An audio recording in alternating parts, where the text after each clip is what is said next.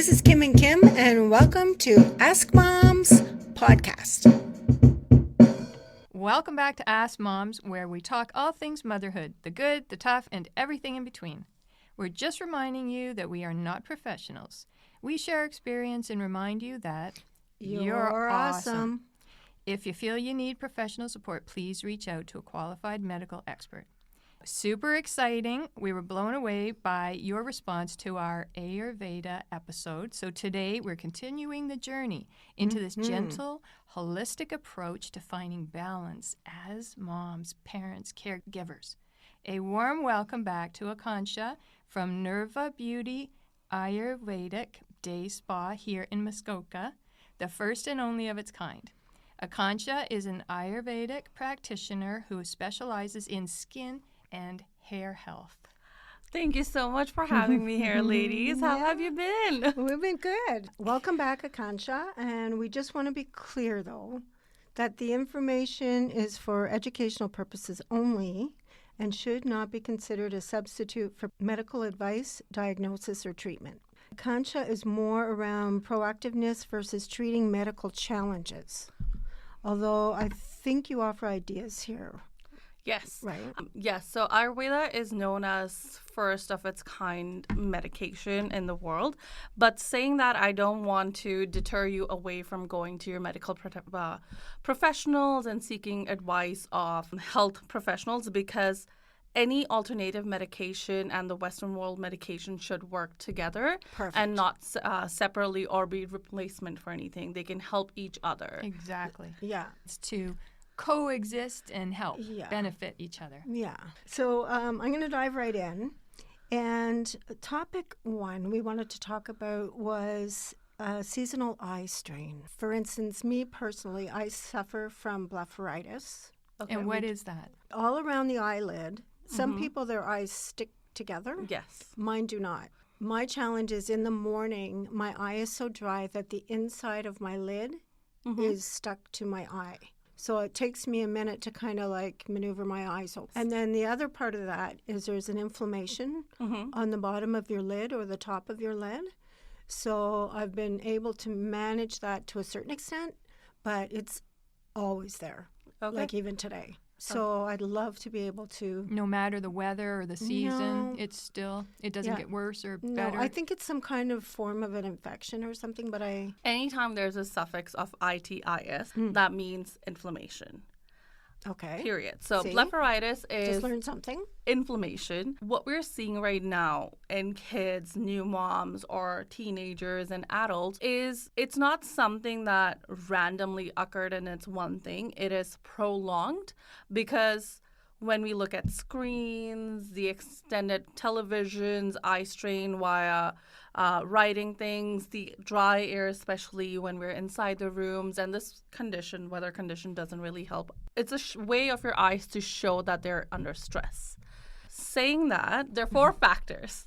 I want to explain it in a very layman term so that everyone can That's what we understand. need. Yes, talking too technical, we'll probably tap out. Yeah. True.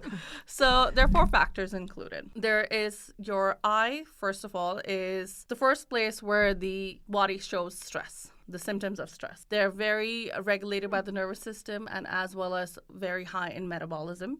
So obviously when we're going through some stressful period, it will show up on your eyes. And the 4 factors that are included in it is the fire, so the digestion fire and the fire around the eye. It's for clarity and metabolism and as well as vision. Then we come to lubrication, which is moisture, the oil glands, and protection. Then comes the third, which is movement. So that is regulated by your nervous system and the blinking of eyes. And the fourth is called ojas, which is replenishment. So when we say that there's an eye condition, more likely all 4 of them are going through some stress. And that's why you're feeling the symptoms of blepharitis. Because I did have an eye test, and it didn't show anything. Okay. Other than my eyes were dry.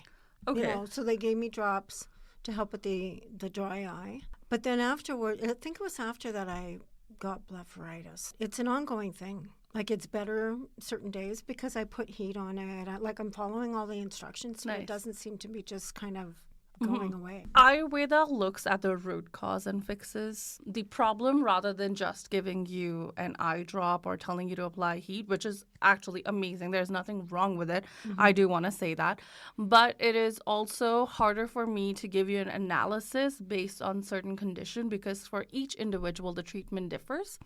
Few things for inflammation and knowing what type of blepharitis it is, whether it's inflammation or the oil glands being too thick or too thin, depletion of energy, or the dryness in the eye, which is caused by the movement. The support is in terms of those parameters. Few things that you can do at home, which are rubbing your palms together to generate heat and gently compressing that heat onto the top of your eyelids to give that gentle heat, which you're already doing. So gentle. Rub them for like 5-10 seconds and put it onto your eye, on top of your eyes. Wow. That would be gentle heat, so you don't need any warm compress. Then the other thing that you can do is blink. We forget to blink. Blinking helps the moisture and the movement of the eye. So every 20 to 30 minutes, especially if you're behind the screens working, put a timer on your phone or something, just go ahead and blink your eyes. I see that. I wear contact lenses a lot of times. And when I go see my friends in Toronto and they live in condos, the dry air in their buildings, oh my God, those would kill my eyes. It's hard for me, and that's when I start rubbing my palms together, adding that heat, or blinking every 10 to 20 minutes, just to have that lubrication start because it's Do you so put gentle. drops in when you I do. blink your eyes? I don't. I technically do drops every night. When I'm wearing contacts, I don't like to put anything into my eyes because of the bacteria and everything. Right. You can put drops in, but again, not every 20 minutes, not every 40 minutes. It should be whatever is prescribed to you. So it's a prescription, a drop you use, not like just the tears? Well, the antibacterial drops are a prescription, right? So Right, like Yeah. polysporin drops exactly, or something? yes. So I've never used those. Okay. I was never prescribed those. Okay. So that might be. Yeah. Would they dry you out though? No, I don't think so. No. There's like There's this beautiful thing in Ayurveda which is called eye washes. So I have little eye cups that I fill with distilled water, nothing fancy. Kind of roll your eyes up with the cup, so creating a vacuum seal and blinking your eyes. that sounds so relaxing Yeah. already. I Just bet that hearing feels really cool. Yeah. It is. Like a cooling effect on your Exactly, eyes? but also it's removing the bacteria, the dryness, it's Kind of bringing washing it in out. exactly. So that has really helped me. Just use plain distilled water. Start there. Start there. Many mothers feel exhausted, foggy, or emotionally flat, even when you get enough sleep and when they practice self-care, because their minds and nervous systems are never shut off. They're always on duty. And yes, rest does help the body, but mental depletion comes from constant responsibility and that emotional load we're all carrying. And I know you all hear me on this. Akansha, do you have any thoughts or advice from an Ayurvedic perspective? Definitely. And thank you so much for asking that question because it's so important. Mental depletion is not a burnout. It's not depression and it's not lack of motivation. It's nervous system exhaustion. Amen. In Ayurveda, the mind and nervous system are governed by Vata dosha, which is movement in the body. And when it's constantly stimulated via sensory input, emotional labor, or decision making, our system never really fully rests. So we're always on the lookout, and especially for mothers, you know, you're always listening, you're always caring, that there's no switch on and off button, so you're always on the lookout. So Yeah, we call it on edge. they never really get a moment to unburden themselves. Agreed. So depletion is where rest alone cannot restore. It's all about restoration of the energy in the body. Wrong, but motherhood is such a crucial time. Being a mother who's on maternity leave, taking care of the child, doing her grocery runs, and you know her mind is always on and she's learning, it's your energies are being depleted. You're not giving yourself the rest. It's not about self-care in those moments. It's gentle questioning and telling her that, hey, if you need help, I'm there. And that's what all the mothers need most of the time, especially in the early times.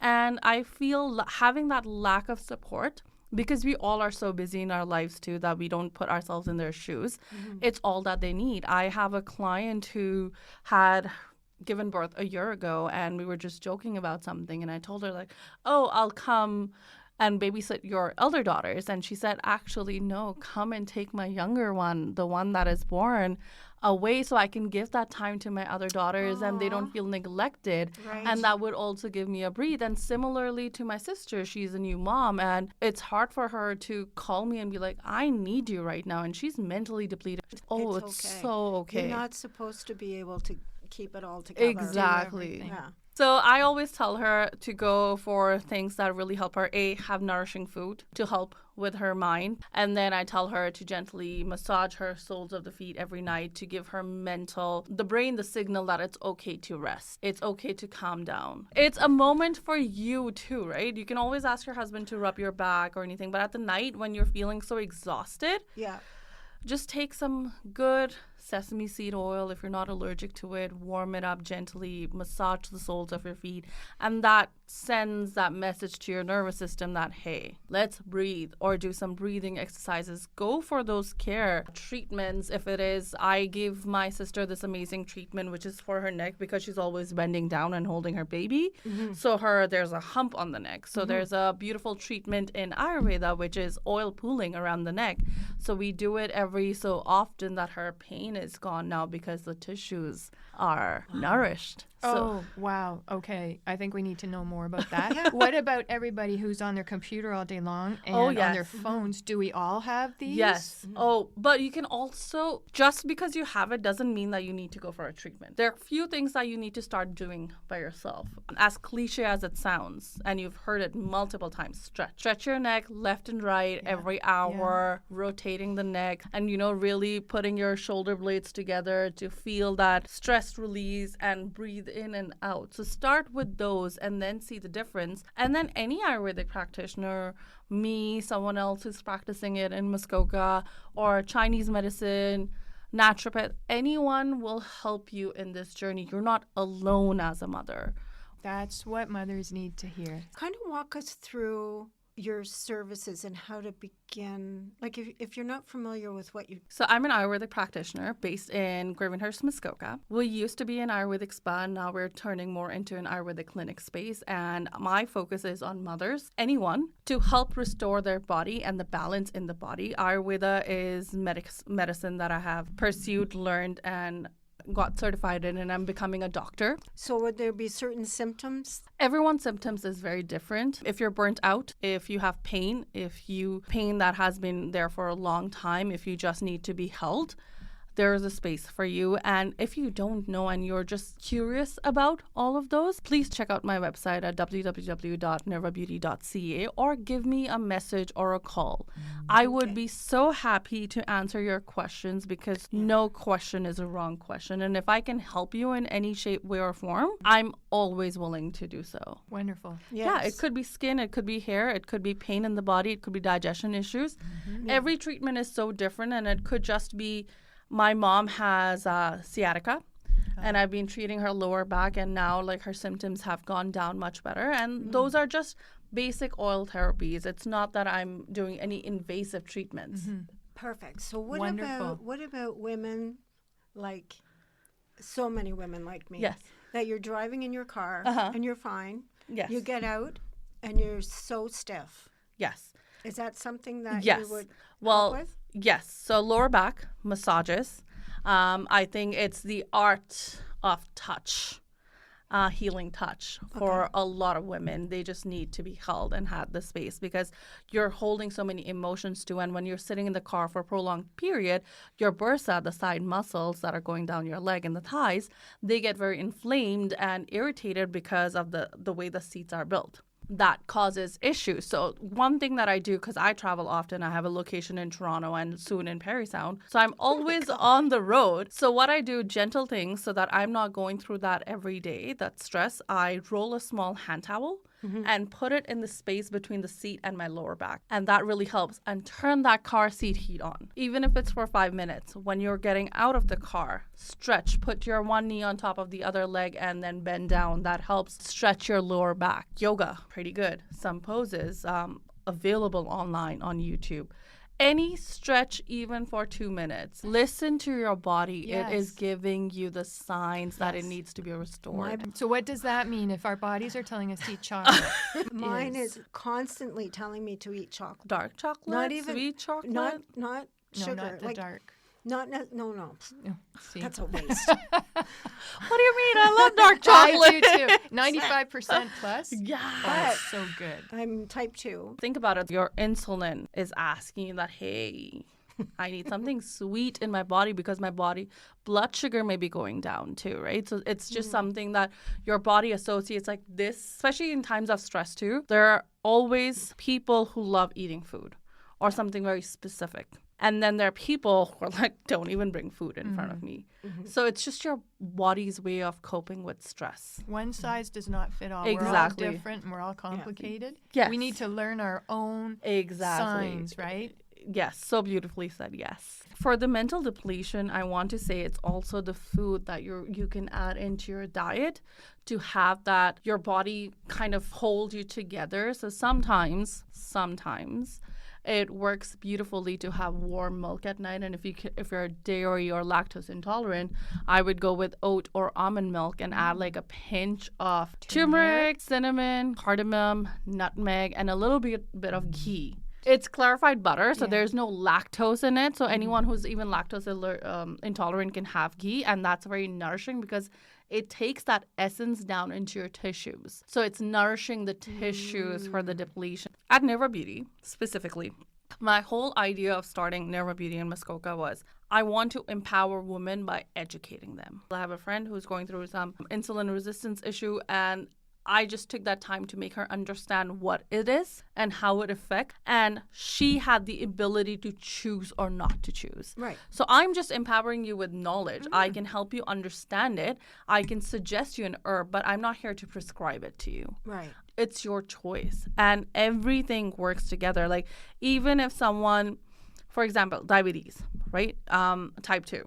If someone was to come to me and tell me like I am diabetic and I need some help, you can absolutely take herbs and your medicine together. There just needs to be a gap because they are supposed to complement each other. That's it. It's not telling you to stop taking your whatever medicine you're taking Jardians. If you're taking Jardians and I tell you like, oh, I think this will really help. This is what the study shows. It's your choice.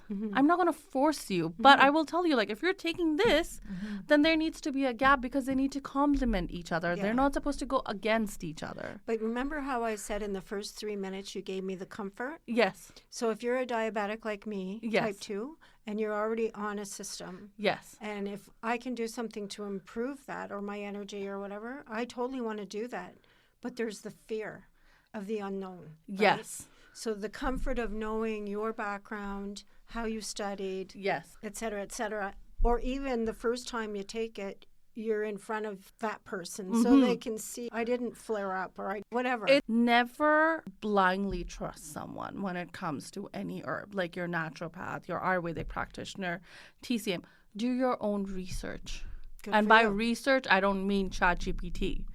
I mean, go look for it. What does it do? What are the pros? What are the cons? And then maybe have that conversation with your family doctor too and see whether it suits you or it doesn't. And one time you take something, it's not going to give you a flare up. It's not supposed to. If you were to have like a full 200 grams of an herb, obviously it's going to create an issue. And that's why in even naturopathy or anything, everyone starts you or recommends the lowest dosage. Yeah. Because again, it's complementing. And the everybody's herbs. different. Exactly. Thank you again. That was amazing. Can you tell us about building Ojas after birth and during motherhood? And what is Ojas and why is it so important for mothers? Ojas, I'm going to give you a little brief on Ojas. It's just the vital essence. So we have 7 tissues and the elimination and the process of the 7th tissue afterwards, that's called Ojas, which is also related to immunity. But what I've seen people do is they have misunderstood it because it's not necessarily energy, it's not motivation, it's not positivity, it is biological resilience. That is what ojas is. Okay. And when it's strong, there's no inflammation in the body and immunity responds immediately to anything. And emotions feel steady and healing. And when it's not, that's when you feel stuck. And especially with women, when they give birth, there's so much energy that they're giving in birth to the kid, to the child, to the infant, that it's very normal for it to be depleted and to be lower. And especially when you're breastfeeding too, that's milk being produced and your energies are going to the child. And it is completely normal for you to feel depleted in the first 40 days. And that's why it's important to have nourishing food. Regular massages. So that's why, like in India, there is someone like a doula. Practice is so common that after the birth, the doula would come to your house and she would not only massage the baby, but also the mother. And that's where my intention is in the long run, is to kind of work it in a way where motherhood and services related to after birth should not be seen as luxury. It is so essential and crucial. My goal is to create that community to help share this knowledge and not gatekeep it from others. So I think that is like in a very short way form without boring you to talk about ojas and to tell you that food, ghee, milk, panjiri, laddu, dry fruits, cooked water is so important. And if you're someone who is just building and you're listening and you're not a mother or your kids are grown up, again, that recipe of milk with cardamom, turmeric, cinnamon. If you're adding turmeric, add some black pepper to it. Yes. It improves absorption by 200% of turmeric. Yeah.